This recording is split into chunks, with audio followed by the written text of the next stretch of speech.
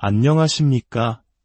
세상의 깊고 다양한 이야기를 통해 우리의 삶을 비추어 보는 시간입니다. 상상해 보셨습니까? 생명을 다루는 의료 시스템이 하나의 거대한 비즈니스가 되어 때로는 당신의 목숨값을 저울질하는 나라를 말입니다. 얼마 전 미국 최대 민간 보험회사 중 하나의 최고 경영자가 총에 맞아 사망하는 충격적인 사건이 있었습니다. 더욱 놀라운 것은 수많은 미국 시민들이 범인을 비난하기는커녕 오히려 영웅처럼 여기며 죽은 CEO를 조롱하는 기이한 현상이 벌어졌다는 점입니다. 대체 무엇이 사람들의 분노를 이토록 들끓게 만든 것일까요? 이 비극적인 사건은 바로 우리가 오늘 깊이 파헤쳐 볼 미국 의료 시스템의 어두운 현실을 상징적으로 보여주고 있습니다. 한국의 국민건강보험, 즉 아프면 누구나 병원에 가서 비교적 저렴한 비용으로 치료받을 수 있는 시스템에 익숙한 우리에게는 정말 상상하기 힘든 이야기일 겁니다. 하지만 미국에서는 의료보험이 없다면 단 한 번의 사고나 질병으로도 평생 모은 재산을 잃고 파산에 이를 수 있습니다. 오늘 우리는 미국 의료보험이라는 거대한 미로 속으로 들어가 그 복잡한 구조와 숨겨진 함정, 그리고 그 안에서 살아남기 위한 지혜로운 방법들을 하나씩 살펴보려 합니다. 이것은 단순히 한 나라의 제도에 대한 이야기가 아니라 우리의 건강과 생명이 어떻게 값비싼 상품이 될 수 있는지에 대한 중요한 질문을 던지는 시간이 될 것입니다. 미국 의료 시스템의 가장 큰 특징은 바로 민영화입니다. 이윤 추구를 목적으로 하는 수많은 민간 보험회사들이 시장을 장악하고 있죠. 이 회사들은 고객, 즉 환자의 건강을 지켜주는 것을 최우선으로 하기보다 회사의 이익을 극대화하는 것을 목표로 합니다. 바로 이 지점에서 모든 비극이 시작됩니다. 최근 보험사들이 치료비 지급을 거부하는 사례가 폭발적으로 증가하고 있습니다. 특히 오바마 케어라고 불리는 건강보험 개혁법이 시행된 이후 더 많은 사람들이 보험 혜택을 받게 되자 보험사들은 손해를 보지 않기 위해 새로운 장벽을 만들었습니다. 바로 사전 승인 제도입니다. 말 그대로 어떤 치료나 수술을 받기 전에 보험사로부터 미리 허락을 받아야만 비용을 지급해주겠다는 것입니다. 응급 상황이 아니라면 대부분의 치료에 이 절차가 필요합니다. 하지만 문제는 이 승인 절차가 짧게는 며칠, 길게는 몇 달까지 걸린다는 점입니다. 예를 들어보겠습니다. 한 환자가 폐암 초기로 진단받았습니다. 하루빨리 수술을 받아야 완치 가능성이 높습니다. 하지만 보험사는 이런저런 서류를 요구하며 사전 승인을 몇 달째 미룹니다. 그 사이 암세포는 무럭무럭 자라나고 환자는 애타게 기다리다 결국 치료의 골든타임을 놓치게 됩니다. 생명을 담보로 한 끔찍한 눈치 게임이 벌어지는 것입니다.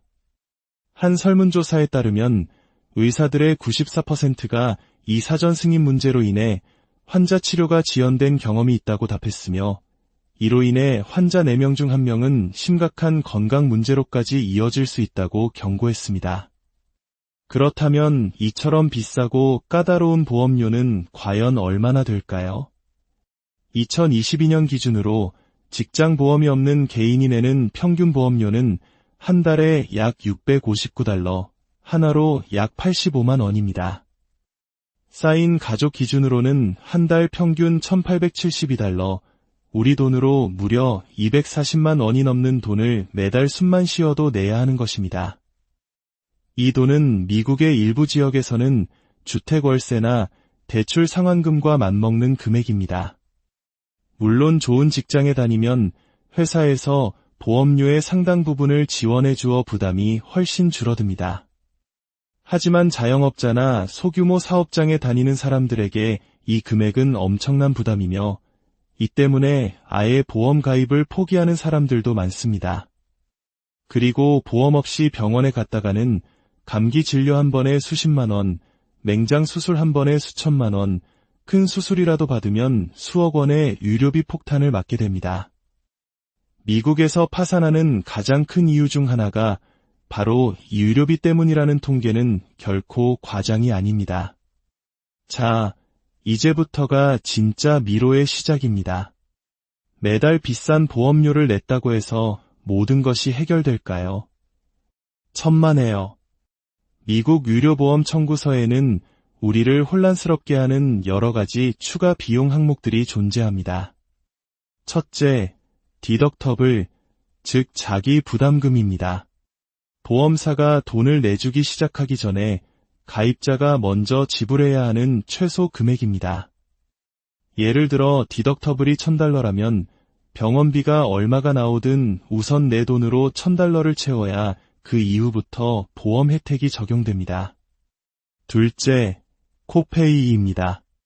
병원에 방문할 때마다 정액으로 내는 기본 진료비입니다. 주치의를 만날 때, 전문의를 만날 때 금액이 다르며 이는 디덕터블과는 별개입니다. 셋째, 가장 무서운 코인슈런스, 즉 공동보험금입니다. 디덕터블 금액을 다 채운 후에도 발생하는 총 의료비의 일정 비율을 환자가 계속 부담해야 하는 제도입니다. 만약 수술비가 $100,000가 나왔고 코인슈런스가 20%라면 환자는 $20,000를 추가로 내야 합니다. 물론 무한정 돈을 내게 하지는 않습니다. 아웃 오브 포켓 맥시멈, 즉 연간 본인 부담 상한액이 정해져 있어 그 금액을 넘어서면 보험사가 100% 부담합니다. 하지만 그 상한액 자체가 개인당 1년에 $10,000에 육박하는 경우가 많아 일반 가정에는 여전히 엄청난 부담입니다. 미국 의료보험의 또 다른 거대한 함정은 바로 네트워크라는 개념입니다. 한국에서는 내가 가고 싶은 아무 병원이나 갈 수 있지만 미국에서는 보험사와 계약을 맺은, 즉 네트워크에 속한 병원과 의사에게 가야만 제대로 된 보험 혜택을 받을 수 있습니다. 만약 이를 모르고 네트워크 밖의 병원에 갔다면 보험사는 비용 지급을 거부하거나 아주 일부만 지급합니다. 나머지 수만 달러는 고스란히 환자의 몫이 됩니다. 더 황당한 경우는 응급 상황입니다. 교통사고로 의식을 잃고 가장 가까운 병원 응급실로 실려갔는데 하필 그 병원이 내 보험사 네트워크 소속이 아니라면, 혹은 나를 수술한 병원과 의사는 네트워크 소속인데 검사를 위해 보낸 혈액 샘플 연구소나 마취과 의사가 네트워크 소속이 아니라면 그 부분에 대한 비용은 폭탄이 되어 나에게 날아옵니다. 아파서 정신이 없는 와중에 환자가 이런 것까지 일일이 확인해야 한다는 것, 이것이 바로 미국의 현실입니다. 이러한 네트워크 규정과 비용 구조에 따라 보험 플랜의 종류도 나뉩니다. 가장 대표적인 것이 HMO와 PPO입니다. HMO는 보험료가 저렴한 대신 반드시 지정된 주치의를 먼저 만나야 하고 그 주치의의 소견서 가 있어야만 전문의를 만날 수 있습니다. 또한 지정된 네트워크 내의 병원만 이용해야 하는 등 제약이 매우 많습니다. 반면 PPO는 보험료가 비싼 대신 주치의 승인 없이 내가 원하는 전문의를 바로 만날 수 있고 네트워크 밖의 병원에 가더라도 일부 비용을 지원받을 수 있어 선택의 폭이 훨씬 넓습니다. 마치 저렴하지만 정해진 메뉴만 먹어야 하는 백반집과 비싸지만 원하는 메뉴를 마음껏 고를 수 있는 고급 레스토랑의 차이와 같습니다. 자신의 건강 상태와 경제적 상황에 맞춰 현명한 선택을 해야 하는 것이죠. 그렇다면 이 복잡하고 무서운 시스템 속에서 우리는 어떻게 스스로를 지켜야 할까요? 첫째, 보험에 가입할 때 약관을 꼼꼼히 읽고 내가 가입한 플랜의 디덕터블, 코인슈런스, 아웃 오브 포켓 맥시멈이 얼마인지, 그리고 우리 동네에 이용 가능한 네트워크 병원과 의사가 누구인지 반드시 확인해야 합니다. 둘째, 치료나 검사를 받기 전에 이것이 사전 승인이 필요한 항목인지 병원과 보험사에 여러 번 확인하고 승인을 받았다면 승인 번호를 꼭 기록해 두어야 합니다. 셋째, 보험사가 부당하게 지급을 거부했다면 한 번에 포기하지 말고 끈기 있게 항소해야 합니다. 절차가 복잡하고 어렵지만 정당한 권리를 포기해서는 안 됩니다. 그리고 마지막으로 많은 미국 거주 한인들이 사용하는 현실적인 방법이 있습니다. 바로 의료 역유학입니다. 비응급 상황이거나 정기적인 건강검진의 경우 미국에서 비싼 비용과 기나긴 대기 시간을 감수하는 대신 한국에 방문하여 치료나 검진을 받는 것입니다.